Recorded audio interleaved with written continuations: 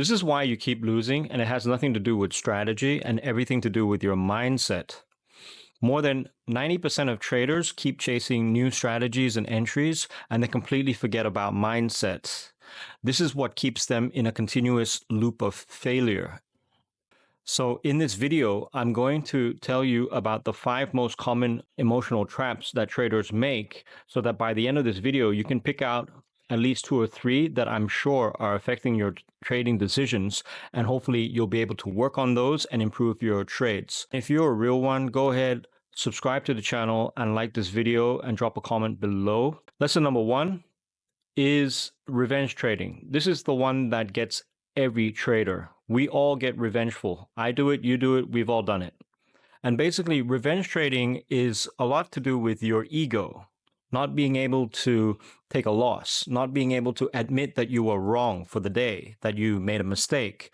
And your ego is trying to essentially fix the mistake and try to go from wrong to right. Now that you took a loss, you're down, and you suddenly get angry because you need to be right. You're going to start taking dangerous trades. You're going to double up on your position size, hoping that the next trade that you take will fix everything and bring you back to where you were.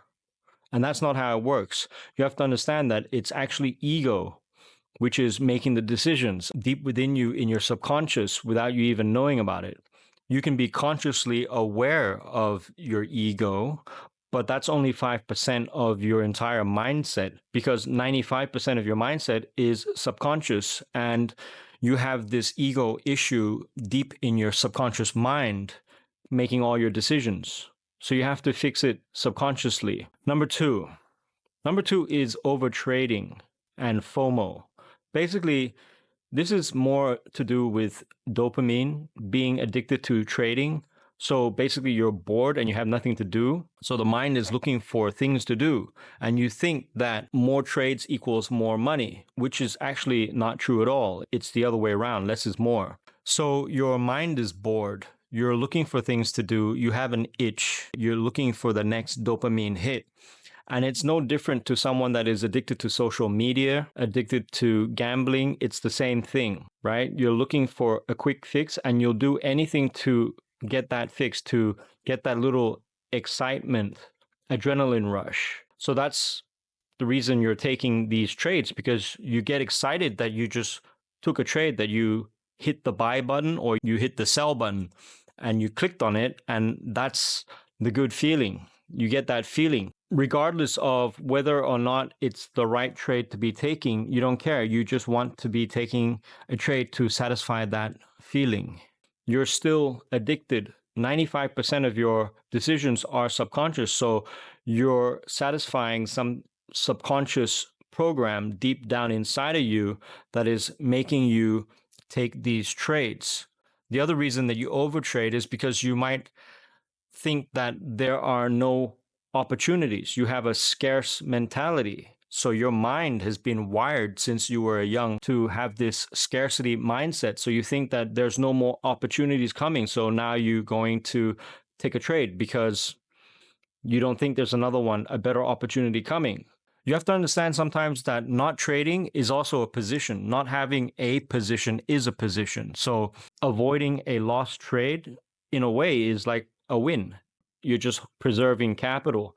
Doing nothing, sitting on your hands, sitting on the sidelines, it's a real strategy. You can apply it because it will save you from taking bad trades. And then from there, if you take bad trades, then you might slide into revenge trading, and then it gets even worse. Number 3 is hanging on to losing trades. So basically you're moving your stop loss, trying to hang on to your losing trades, and then you're cutting your profits too soon. So you don't let your profits run. You have to understand that holding on to losers and not being able to let your winners run is an ego thing as well. It's basically your mind saying that you need to be right. You can't afford to be wrong. Once you can accept this, then you can start to improve. At least you can begin the work.